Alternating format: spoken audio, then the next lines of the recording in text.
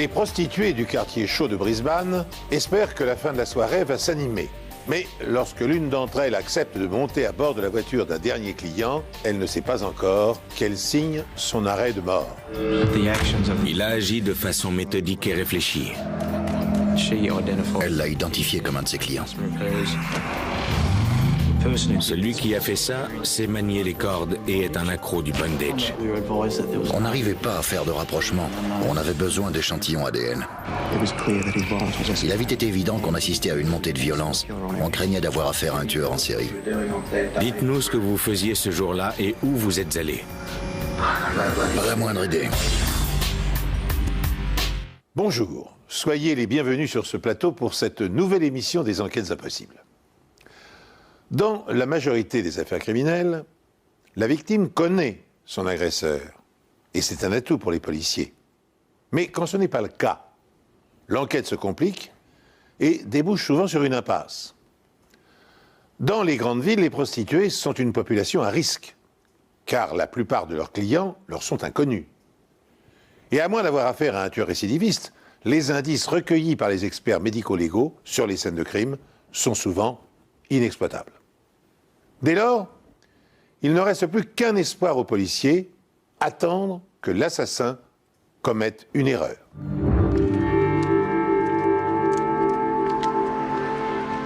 On a retrouvé un corps dans les buissons près du poste de police de Kendra, sur un terrain vague. C'est un routier qui l'a découvert en faisant un demi-tour.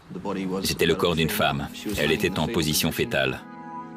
Elle portait un haut noir et une paire de bottines noires également. La rigidité cadavérique avait commencé à s'installer, ce qui signifiait qu'elle était là depuis 4 à 6 heures sûrement. Le corps présentait des plaies faites à l'arme blanche au niveau de l'estomac et du dos, et on lui avait tranché la gorge. La quantité de sang retrouvée sur la scène de crime ne correspondait pas avec le nombre de blessures sur le corps de la victime, ce qui m'a fait penser qu'elle n'avait pas été tuée à cet endroit, que le corps avait été déplacé.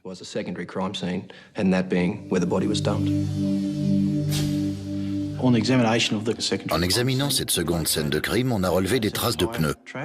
Apparemment, il s'est dirigé vers l'endroit où le corps de la victime a été retrouvé. Il a fait demi-tour et s'est éloigné. On a également relevé des traces de pas, qui à première vue avaient été laissées par le même individu. Ces empreintes venaient a priori de l'endroit où il y avait la porte du conducteur, puis faisaient le tour du corps et revenaient au même endroit. On a pu établir que les empreintes retrouvées sur la scène de crime n'étaient pas celles du routier, ce qui nous a fait penser que ces traces de pneus et de pas étaient celles de l'agresseur. J'ai photographié des empreintes de chaussures et de pneus. On pensait être en mesure par la suite de les comparer à celles d'un éventuel suspect. On a aussi mesuré l'écart entre les pneus, c'est-à-dire la largeur de l'essieu. Si on parvenait à localiser le véhicule, on pourrait comparer cet écart mesuré sur la scène du crime à celui de la voiture du suspect. Cependant, afin d'identifier le suspect et de le confondre avec sa voiture et ses chaussures, les inspecteurs doivent d'abord identifier la victime. Nous n'avions aucune information, pas de portefeuille, rien pour nous aider. J'ai donc pris des photos du corps. Sa façon de s'habiller indiquait que la victime venait de Fortitude Valley, le quartier des prostituées de Brisbane. On a envoyé les photos au poste de police de la zone et elle a pu être identifiée. Il s'agissait de Jasmine Craterne, une prostituée connue des services de police. Pendant l'autopsie, on a découvert au moins 14 blessures par arme blanche d'environ 2,5 cm de large, allant jusqu'à 16 cm de profondeur, ce qui signifiait que l'agression avait dû être très violente. L'arme du crime devait mesurer entre 15 et 17 cm de long. La lame ne devait pas être crantée, mais plutôt lisse, de type poignard. La victime ne présentant aucune trace de lutte et le rapport toxicologique n'indiquant la présence d'aucune drogue, elle a probablement été attaquée par surprise. La victime était à moitié nue, c'est pour ça qu'on a pensé que son agresseur pouvait vraisemblablement être un de ses clients. De par la nature de leur travail, les prostituées sont amenées à avoir un très grand nombre de clients, ce qui nous laissait donc un large panel de suspects à éliminer. Afin de réduire le nombre de suspects ou de trouver des personnes qui auraient connu ou voulu tuer Jasmine, les inspecteurs se rendent au Red Light District.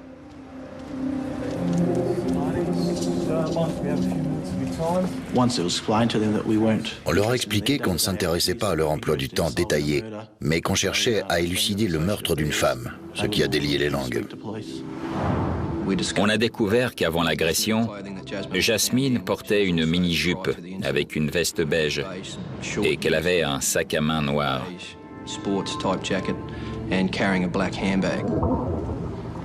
On a aussi appris qu'une de ses collègues, Renée, lui avait prêté un haut noir. Celui qu'elle portait ce soir-là appartenait donc à cette femme. Jasmine Crazern, une prostituée de Brisbane, a été sauvagement assassinée. Puis son corps a été transporté et abandonné sur un terrain vague. Son corsage et ses bottines sont examinés afin de recueillir d'éventuelles traces d'ADN de son agresseur. Sachant de quelle manière la victime était habillée la nuit du crime et dans l'espoir d'identifier la silhouette du meurtrier, les policiers passent au crible les bandes vidéo enregistrées par les caméras de surveillance de la ville. Visionner ces vidéos était un travail de longue haleine, mais c'était important, car on a pu voir Jasmine à la caisse d'une station-service. Mais sur cette vidéo, Jasmine est seule. Il est 20h32 et la police sait qu'elle a rencontré son agresseur 3 à 8 heures plus tard. Mais un suspect sort du lot. On a enquêté sur cet homme et on a appris qu'il venait juste de sortir de prison pour coups et blessures à l'arme blanche. Je t'ai dit de me laisser tranquille. Le rapport de police sur le meurtre d'une prostituée de 41 ans, Jasmine Cratern, indique qu'elle a reçu plus de 20 coups de couteau. En définitive, c'était une agression d'une violence inouïe. Le corps dénudé de la victime a été retrouvé par un routier jeudi sur un terrain vague. Les inspecteurs chargés de l'affaire pensent qu'il ne s'agit pas de la scène du crime. Des traces de pneus se trouvant à côté du corps de Madame Cratern sont en cours d'examen. Concernant les empreintes de pneus laissées sur les lieux, nous n'avions malheureusement pas de données sur ce type de pneus. Il fallait donc aller chez tous les fabricants afin de pouvoir les identifier. Au début, nos recherches pour identifier ces pneus n'ont pas été très fructueuses. Mais les caractéristiques de base et la forme des rainures indiquaient qu'il s'agissait de pneus généralement utilisés pour les véhicules utilitaires légers, les camionnettes. Les inspecteurs se tournent alors vers les empreintes de chaussures. On a envoyé des photos à un officier de police en charge d'une base de données répertoriant les différents styles et formes de chaussures. L'empreinte a été identifiée comme provenant de boots, qui sont des chaussures de travail classiques portées par de nombreuses personnes. On a ensuite pris contact avec le distributeur, ou du moins le représentant de cette marque dans la région de Brisbane. Cette personne nous a fourni quelques informations, notamment que les impressions sur la semelle se faisaient depuis 30 ans. Et par conséquent, les recherches pour retrouver le propriétaire de ces boots n'aboutiraient pas. Cependant, c'était un bon point de départ pour faire le rapprochement entre les empreintes et un suspect. Et cette personne vient de se faire connaître. On nous a dit qu'un ex-petit ami de Jasmine l'avait maltraité dans le passé. On a donc fait des recherches sur cet homme et on a appris qu'il avait commis un meurtre, ce qui a éveillé nos soupçons. On l'a retrouvé et interrogé plusieurs fois. À l'issue de ces interrogatoires, il a été mis hors de cause parce qu'il avait un alibi solide pour le moment supposé du meurtre. De plus, on ne pouvait pas lui imputer les empreintes de pneus et de chaussures à ce stade de l'enquête.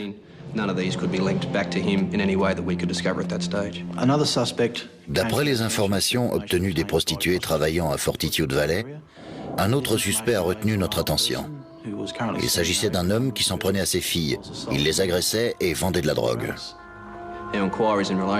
Les recherches effectuées sur cet homme nous ont appris qu'il venait de sortir de prison pour une agression grave à l'arme blanche. Les deux premiers suspects sont disculpés.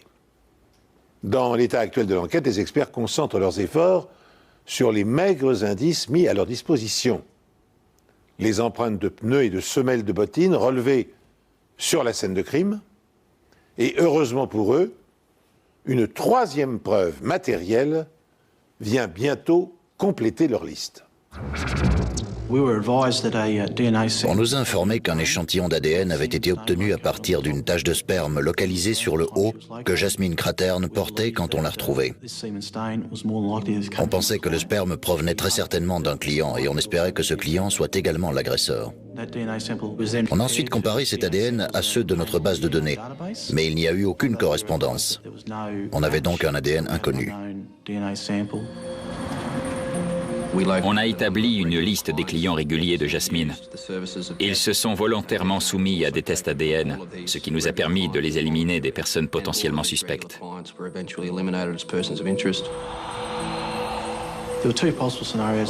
Il y avait deux scénarios possibles. Jasmine avait été tuée soit par une personne qu'elle connaissait, soit par un étranger, un client rencontré ce soir-là. À ce stade de l'enquête, on était pratiquement sûr d'avoir fait le tour des clients de Jasmine et de les avoir écartés en tant que suspects. Il s'agissait donc d'un étranger, quelqu'un que Jasmine ne connaissait pas, un client rencontré ce soir-là. Les inspecteurs de police se sont tous réunis à la réserve de Deepwater Bend, où un employé municipal a retrouvé le corps de cette femme ce matin à 7h30. 6 mois plus tard, une autre prostituée rencontre le même client. Elle était attachée face contre terre. On voyait qu'elle avait reçu des coups de couteau. Les employés ont eux-mêmes délimité la scène de crime. On s'est dit qu'il valait mieux délimiter cette zone qui était manifestement la scène du crime. La police estime que le corps n'était pas là depuis longtemps. Selon toute probabilité, le corps n'était là que depuis quelques heures. Le corps a été retrouvé sur le parking et gisait face contre terre. Elle était complètement nue et ne portait qu'une sandale au pied gauche. Elle avait de nombreuses blessures par arme blanche dans le dos, la poitrine et les flancs. On a obtenu une image numérique à partir des empreintes digitales de la victime et on a pu l'identifier comme étant Julie McCall, une prostituée de Brisbane de 42 ans. Elle avait les jambes, la taille et les mains liées par des cordes. Elle avait les yeux bandés et était bâillonnée. Julie McCall a reçu 24 coups de couteau. Et comme Jasmine Craterne, certaines de ses blessures sont profondes de 16 cm. Mais cette fois, l'agression a été moins frénétique. Les cordes n'ont pas été endommagées, ce qui montre que l'agresseur a agi de façon méthodique et réfléchie. Cependant, ces cordes se révèlent être une piste possible. La façon dont les cordes étaient attachées et le métier de Julie McCall indiquaient qu'il s'agissait peut-être de bondage et que la personne ayant utilisé ces cordes était expérimentée. On estimait que ces cordes appartenaient à l'assassin. Ce n'est pas le genre de choses qu'une prostituée assure elle dans l'attente d'un éventuel client adepte du bondage. On pensait qu'un examen scientifique de ces cordes nous guiderait vers leur propriétaire et peut-être au meurtrier. Après examen, on a découvert que la corde utilisée pour attacher Julie était une corde de coton tressée très répandue. Et au bout de la corde, utilisée pour lui attacher les poignets, il y avait un clip pour éviter qu'elle ne s'effiloche. Même s'il s'agit d'une corde des plus classiques, elle n'est pas vendue avec ces clips, ce qui est une bonne nouvelle pour les enquêteurs. Les clips ont été fermés à l'aide d'un outil. Il ne nous restait plus qu'à trouver cet outil à partir des traces qu'il avait laissées. Les indices recueillis sur les deux scènes de crime présentent-ils des points communs? Les preuves vont-elles se compléter pour conduire les enquêteurs à attribuer les meurtres des prostituées au même agresseur? Enfin, le chèque retrouvé près du corps de Julie McCall offre-t-il une chance inespérée de pouvoir l'identifier? C'est un bon mobile. Il a recours au service de cette femme et elle lui dérobe son argent.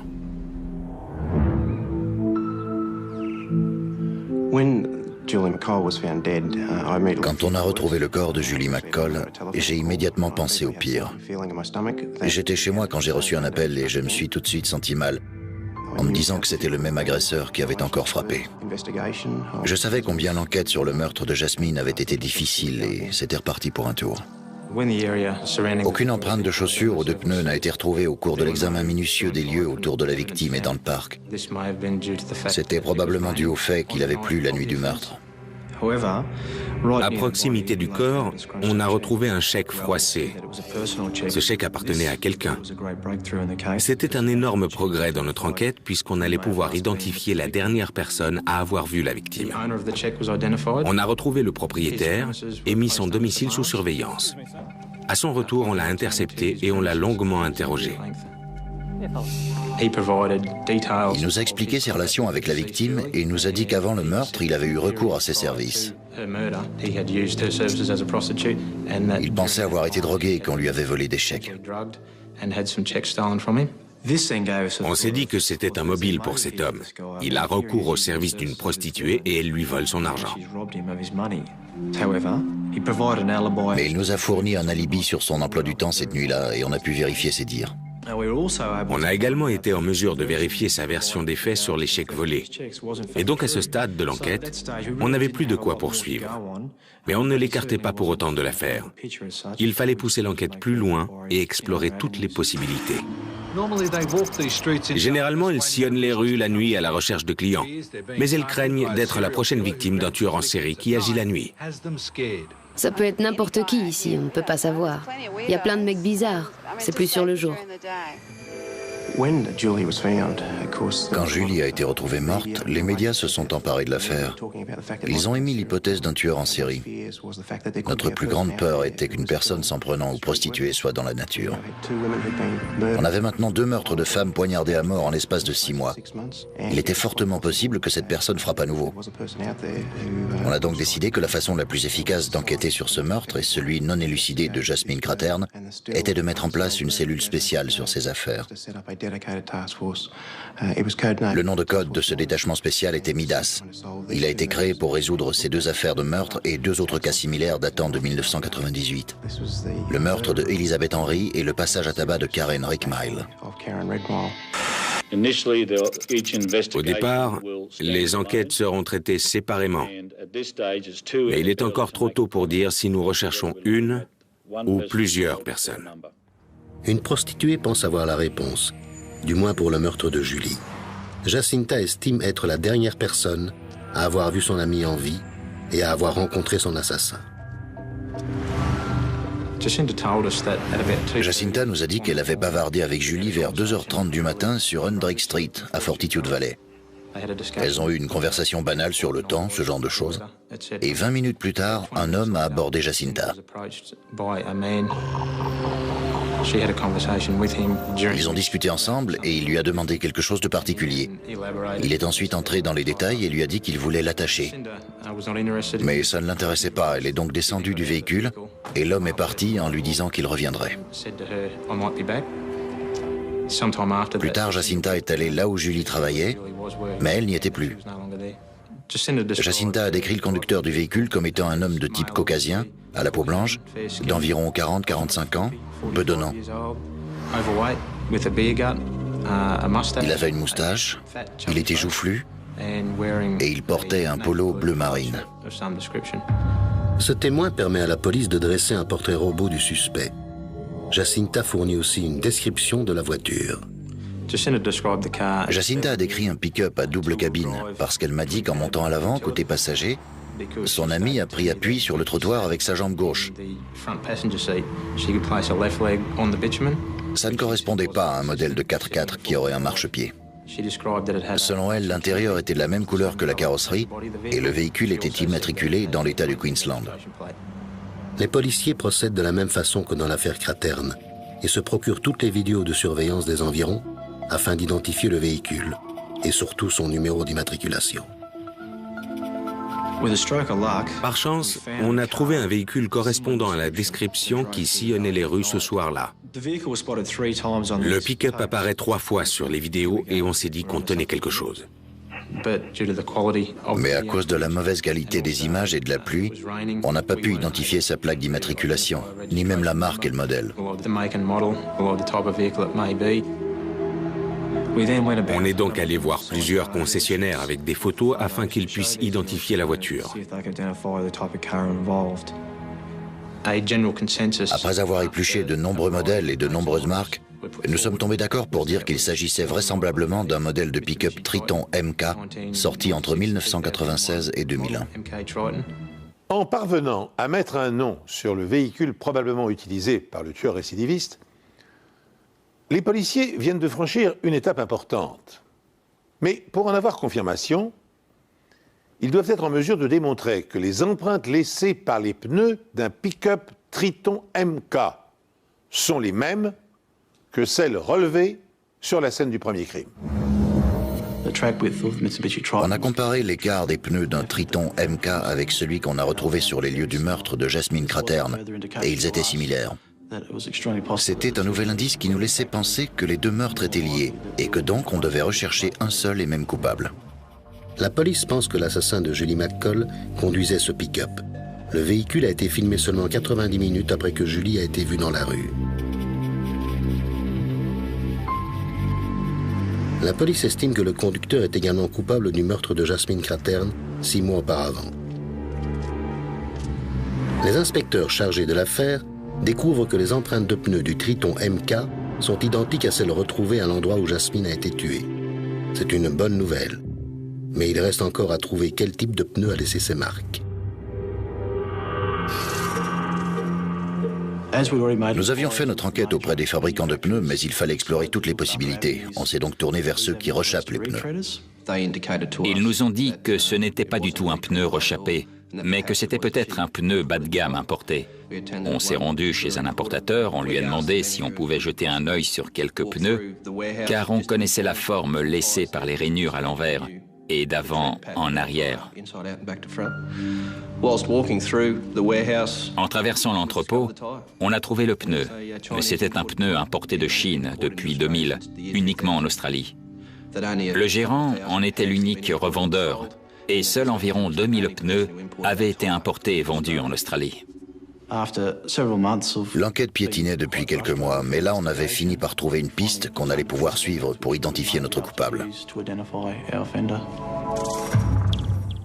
Lequel, parmi les 2000 acheteurs de pneus chinois, est l'assassin des prostituées? Tout en suivant cette piste, les policiers essaient d'établir la liste des propriétaires de pick-up de marque Triton MK. Une nouvelle difficulté surgit. Il existe plusieurs modèles de ce véhicule. Certains possèdent une double cabine et d'autres pas. Pour faire le tri, les enquêteurs essaient de découvrir sur les bandes de télésurveillance des marques de différenciation.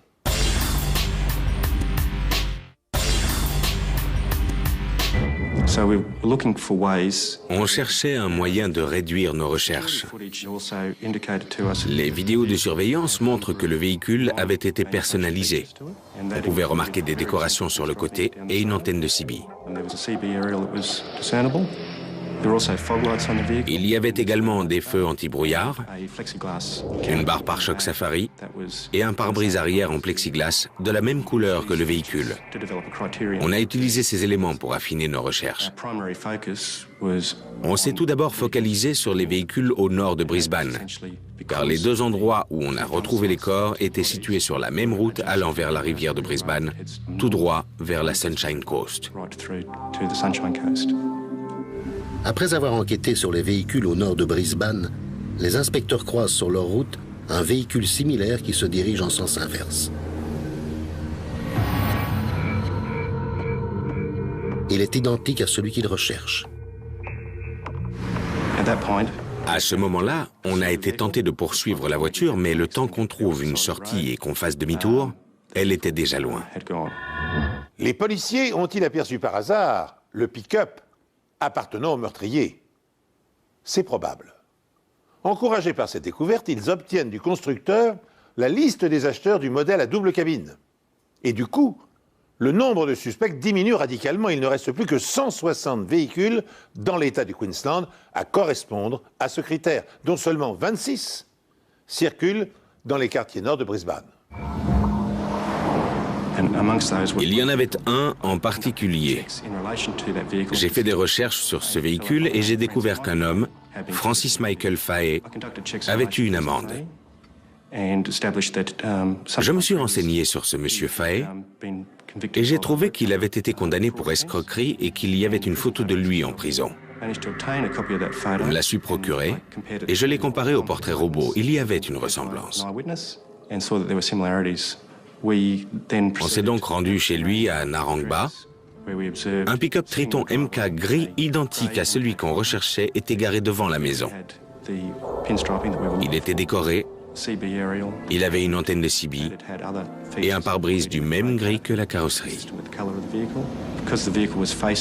La voiture faisant face au garage, on ne pouvait pas voir si elle avait des feux anti-brouillard ou un pare-choc Safari à l'avant. Mais on était satisfait de trouver la voiture qu'on avait vue sur les vidéos de surveillance. Ensuite, on est rentré et on a placé le véhicule sous surveillance. En le suivant, on s'est rendu compte qu'il fréquentait la réserve de Deepwater Bend à Bald Hills, là où on avait retrouvé le corps de Julie McCall. Une équipe de surveillance a remarqué qu'il avait une paire de boots dans sa voiture. Les inspecteurs se renseignent alors pour vérifier si Francis Faye est le propriétaire de ces boots. Maintenant qu'ils ont un suspect sérieux, ils ne veulent pas ruiner leur chance en allant trop vite, ni lui parler sans avoir suffisamment de preuves.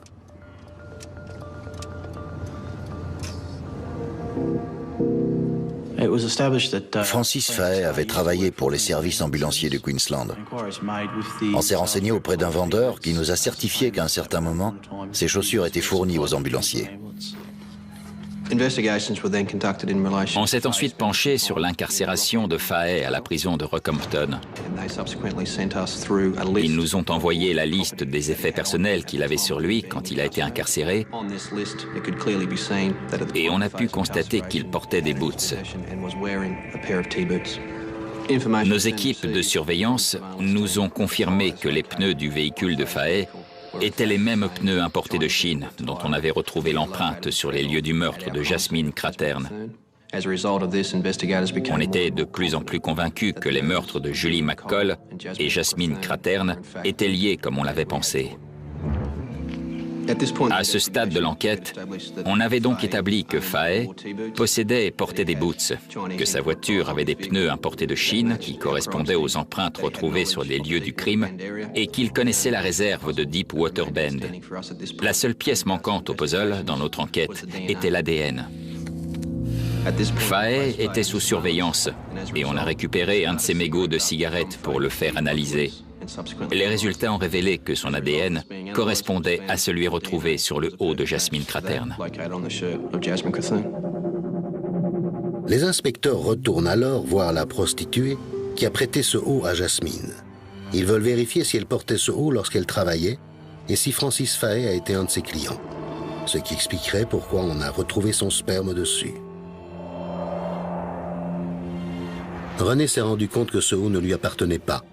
De plus, ce qu'elle va raconter aux policiers va se révéler très important à ce stade de l'enquête. En parlant avec René de ce haut, on a compris par hasard qu'elle avait failli être assassinée par un client. On lui a montré des photos parmi lesquelles figurait celle de Francis Faye et elle nous a dit qu'il avait été son client début 2002. Soit 6 mois avant la mort de Jasmine. René nous a dit qu'elle est montée avec Faye alors qu'elle se prostituait sur Brunswick Street à Fortitude Valley et qu'il s'était dirigé au nord de Brisbane.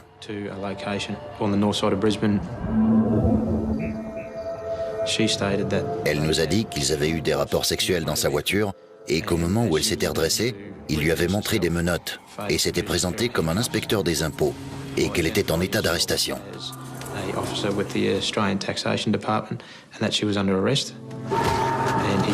Il a essayé de la menotter à l'intérieur de sa voiture, mais elle lui a échappé. Il l'a poursuivie et a tenté de l'écraser.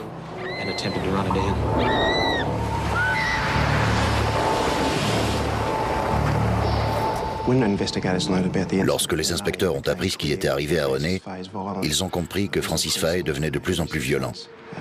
Il a commencé par tenter d'écraser René et 6 mois après, il a poignardé 14 fois Jasmine Cratern.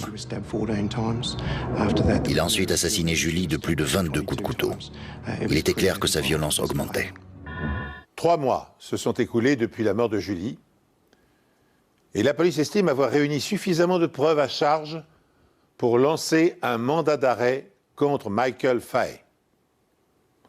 Dans l'espoir de récolter des indices supplémentaires, il perquisitionne son domicile en employant les grands moyens. La perquisition effectuée par plus de 50 officiers de police ce matin à 5h30 était orchestrée par le détachement spécial qui a enquêté sur les meurtres de prostituées de Fortitude Valley, Julie McCall, Elizabeth Henry, Jasmine Cratern et la tentative de meurtre sur Karen Ann Redmile. Les occupants de la maison sont actuellement interrogés et coopèrent avec les services de police pour faire avancer l'enquête. Nous faisons partie du détachement spécial appelé Midas, qui enquête sur les meurtres de plusieurs prostituées dans la région de Fortitude Valley entre 1998 et maintenant. Est-ce que vous comprenez? Oui. On est allé au commissariat pour participer à l'interrogatoire filmé de Fahey concernant les meurtres des prostituées. Il était très calme et prudent. Sur le trajet, vous m'avez dit que vous alliez souvent dans la vallée. J'y allais, oui. D'accord. Il a expliqué qu'il était allé à cet endroit tard le soir parce qu'il s'inquiétait pour une de ses proches qui allait souvent là-bas. D'après ce que je sais, elle ne touchait rien de la sécurité sociale. Il fallait bien qu'elle trouve de l'argent. J'ai tout de suite pensé à ça parce qu'elle allait là-bas. Alors j'ai pensé qu'elle vendait ses services. Et ces filles vous ont parlé? Non. Je crois que vous m'avez dit que ça les a agacées quand elles ont compris que vous n'étiez pas un client. Ouais. Très bien. Et vous m'avez dit dans la voiture ne jamais avoir été voir des prostituées dans le coin. Non. Et vous ne connaissez ni Jasmine Cratern, ni Julie McCall qui travaillait là-bas. Non. Mais je me souviens que vous m'avez dit qu'à une ou deux reprises, les filles sont montées dans votre voiture pour discuter, c'est ça?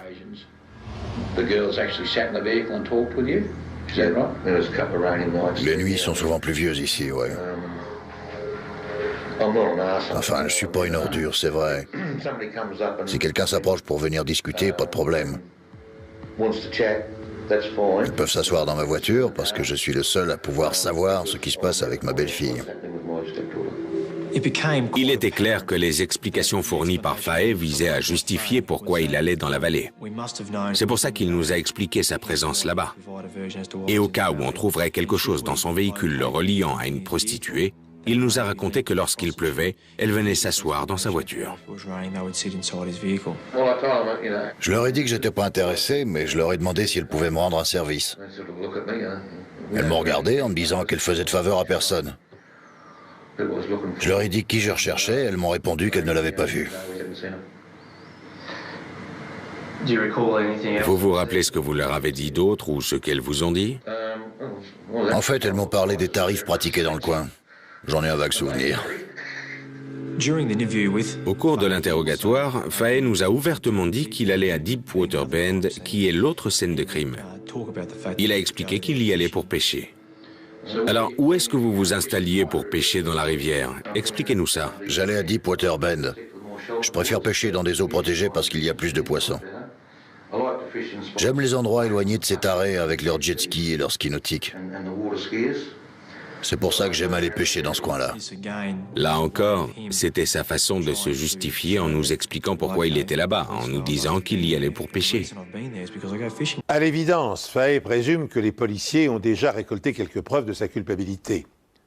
C'est pourquoi, plutôt que de nier en bloc, il tente de justifier, comme il peut, sa présence sur les scènes de crime. Il ignore que les experts vont bientôt le confondre grâce aux traces des pneus de son pick-up, à l'empreinte des semelles de ses boots, à l'ADN de son sperme retrouvé sur le corsage de Jasmine et bientôt à la découverte de l'arme du crime. Vous vous rappelez ce qui s'est passé au mois de février, vers le 26 février? C'est le jour où Julie McCall a été assassinée. Dites-nous ce que vous faisiez ce jour-là et où vous étiez. J'en ai pas la moindre idée, je sais pas. C'était quel jour de la semaine? C'était un mercredi. Donc c'était dans la nuit du mardi au mercredi. Eh ben, le mardi soir, je devais être chez moi en train de regarder la télé, je crois. Cela fait 4 heures que Fa est en garde à vue. Et à aucun moment, il ne montre de signe de faiblesse. Elle s'appelait Jasmine Craterne. Vous l'avez déjà vue? Non. La police a déjà un nombre considérable de preuves contre lui, concernant les 2 meurtres. Mais elle espère en trouver davantage à son domicile. Il faut qu'on attende d'avoir les résultats de certains tests en espérant que ce soit déjà fait. Ce ne sera plus très long, mais on va suspendre l'interrogatoire. La première chose qu'on a remarquée était une paire de boots. En fait, il y en avait 2 devant la porte d'entrée. On les a prises pour les faire analyser. Les dimensions et la taille des chaussures ainsi que l'usure de la semelle correspondaient parfaitement aux empreintes retrouvées près du corps de Jasmine. On a retrouvé une goutte de sang sur la chaussure gauche. On l'a fait analyser et c'était celui de Jasmine Craterne. On a retrouvé un bateau dans le garage qui avait un moteur hors-bord attaché avec une corde. Cette corde s'est révélée être identique à celle utilisée pour attacher Julie McCall.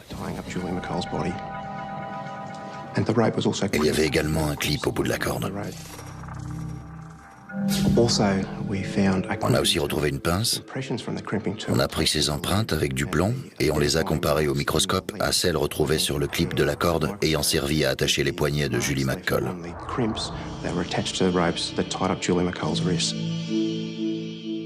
Les empreintes se sont révélées parfaitement identiques.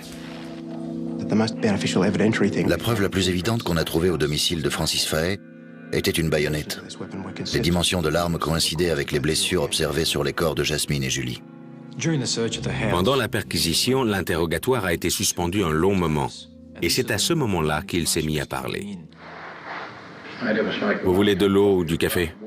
Non, j'ai ce qu'il faut. Là, on a senti que Fahey avait du mal à coller à sa version des faits. Il devait se douter qu'on allait trouver des preuves accablantes de sa culpabilité pour ces 2 meurtres. Ça devenait trop lourd à porter. C'est là que Fahey nous a fait rappeler dans la salle d'interrogatoire. On vient de me demander de revenir vous voir parce que vous vouliez me parler. Ouais. Alors de quoi voulez-vous me parler cette fois? Je veux vider mon sac. Est-ce que ça a un rapport avec notre discussion de ce matin? Ouais. Je veux vous faire des aveux pour ce qui s'est passé à Kendra et à Deepwater Bend. Fahey s'est mis à parler du meurtre de Jasmine Craterne. Il nous a expliqué qu'il l'avait emmenée dans la vallée cette nuit-là. Quand cette fille s'est approchée, elle m'a demandé si je voulais de la compagnie. Je lui ai répondu ouais, que j'étais pas contre un peu de compagnie. Elle m'a donné ses tarifs, 50 € pour une fellation. Ça m'a intéressé, j'ai accepté.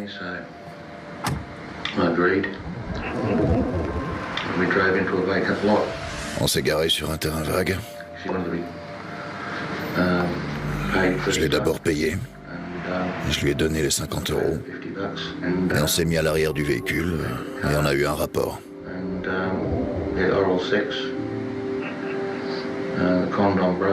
Le préservatif s'est déchiré. Et après, tout ce dont je me souviens, c'est d'être en train de rouler comme un fou.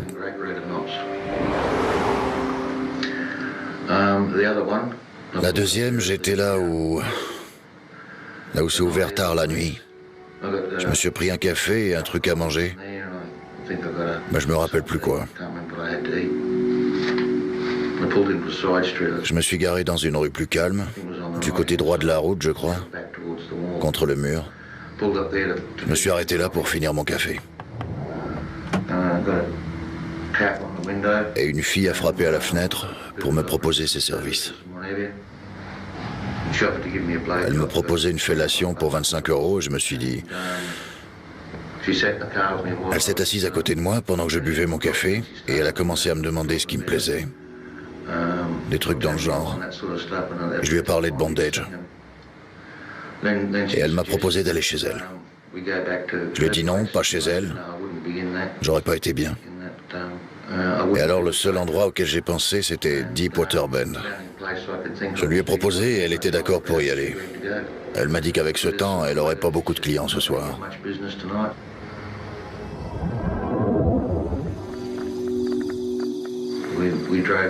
On est allé là-bas et je me rappelle l'avoir attachée et qu'elle m'a fait une fellation. Et ensuite, tout ce dont je me souviens, c'est de m'être arrêté sous le pont, de nettoyer le sang que j'avais sur les jambes et de vomir toutes mes tripes. Je me rappelle de ça. Ces deux femmes ont été poignardées à mort. Ouais. Pouvez-vous m'expliquer comment ça s'est passé?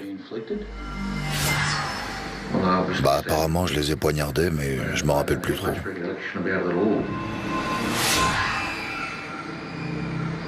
Vous vous souvenez de ce que vous leur avez fait?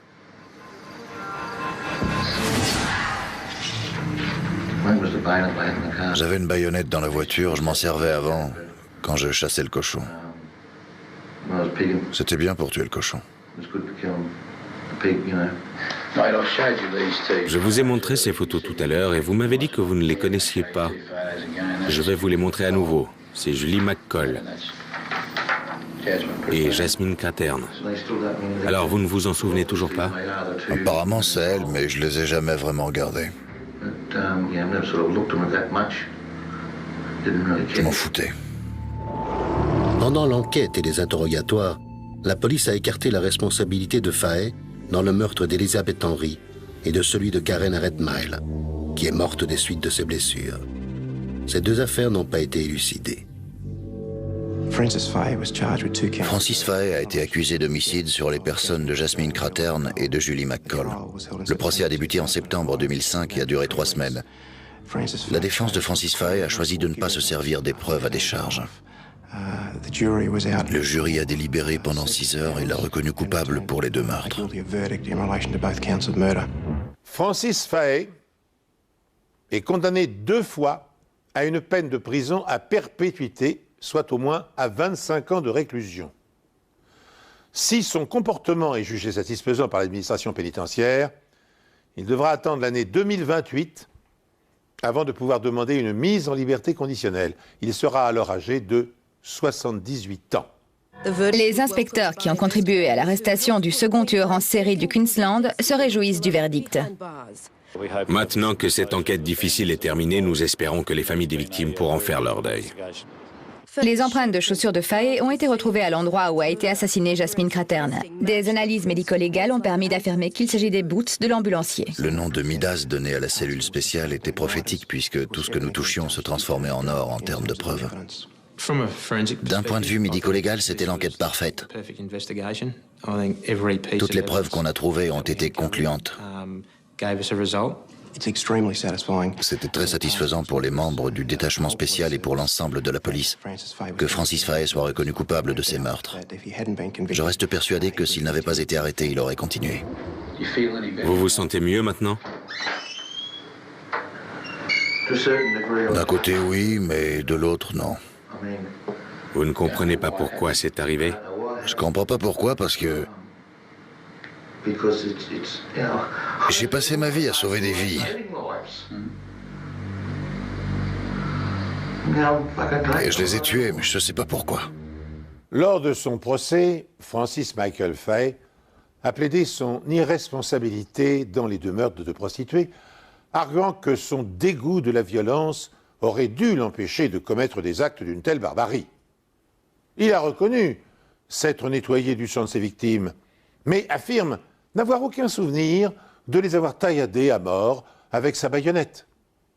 La famille de Fahey a attribué ses crimes au traumatisme qu'il aurait subi quand il était ambulancier, à son état psychique délabré et à sa consommation excessive d'antidépresseurs.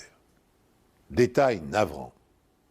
Pour avoir escroqué l'assurance maladie, Fahey aurait dû se trouver en prison la nuit du second meurtre. Sachez encore que Jacinda Horn, la prostituée qui avait fourni aux policiers des informations essentielles pour l'arrestation du prédateur, a reçu une prime de 100 000 $ avant d'être à son tour arrêtée pour avoir laissé traîner une seringue de drogue dans la rue et résister à un contrôle d'identité. Ainsi s'achève cette émission. Merci de nous être fidèles. Je vous donne rendez-vous prochainement pour une nouvelle enquête impossible.